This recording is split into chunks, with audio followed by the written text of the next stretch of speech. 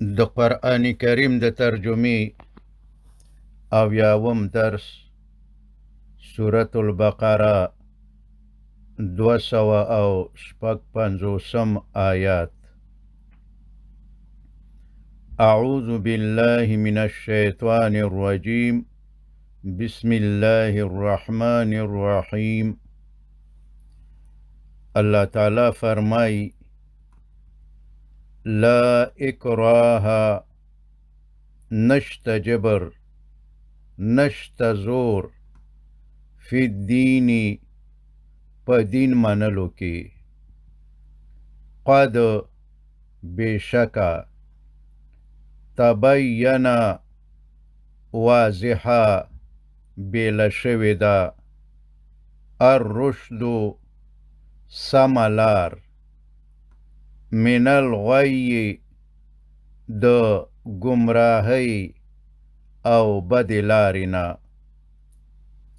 فمن نڅوک چی یکفر انکار کوي بالطاغوتی د طاغوت شیطان بوت او داس نورنا ویؤمن او ایمان راوڑی باللہ پا اللہ تعالی باندی فقد نبیشکا استمسکا چی هغه ونیولا بالعروة الوثقا دا سکلکا کڑی لانفصام چی نشتماتی دل لها دهغی واللہ او اللہ تعالی سمیع خ اوریدن کے علیم او خپو دے. او اللہ تعالی فرمائی اللہ تعالی ولی الذین د هاغو خلق دوست دے آمنو چی اغوی ایمان راوڑے دے یخرجوهم هغا جل جلالہ راوباسی هغوی یعنی ایمان والا یا مؤمنان راوباسی من الظلمات د تیارونا د کفر د تیارونا الی النور رناتا د اسلام رناتا والذین او هاغ خلق کفرو چی کافران شوی دی اولیاؤهم دوستان د هغوی الطاغوتو شیطانان دی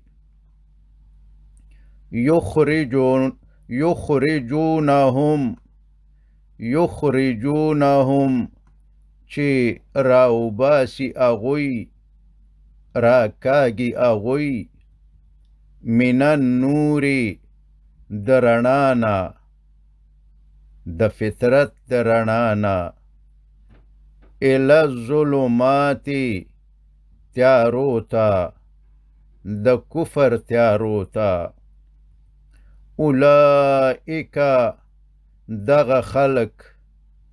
اصحاب النار دوزخیان دی هم فیها هم چی دوی با فیها وی پا دی دوزخ کی خالدون ہمیشہ.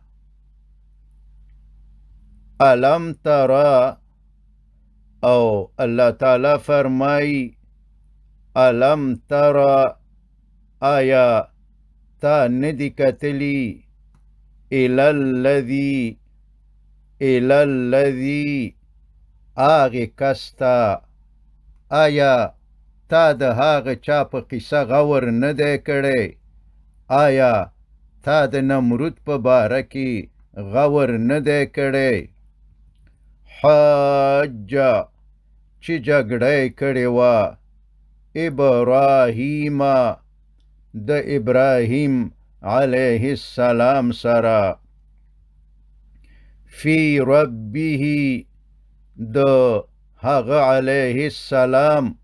د رب په باره کې ورته ویلیو چې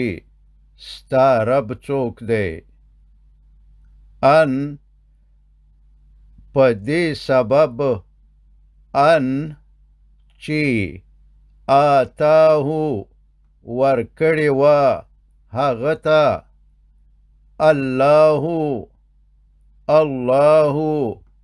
الله تعالی الملک بادشاهی اذ قال کله چې وویلې ابراهیم علیه السلام نمرود ته ربی چې زما رب الذي آغا ذات دی یحیی چې ژوندي کول کوي ویمیتو او مړه کول کوي قال نمرود وویلې انا زه هم احیی ژوندي کول کوم و امیتو او مړه کول کوم قال ابراهیم علیه السلام ورته وویلې فإن بشک الله تعالی یأتی راخیجوی بالشمس المر من المشرق د مشرقنا فأتی نو ترا وخیجوا بها هغا یعنی المر من المغرب د مغربنا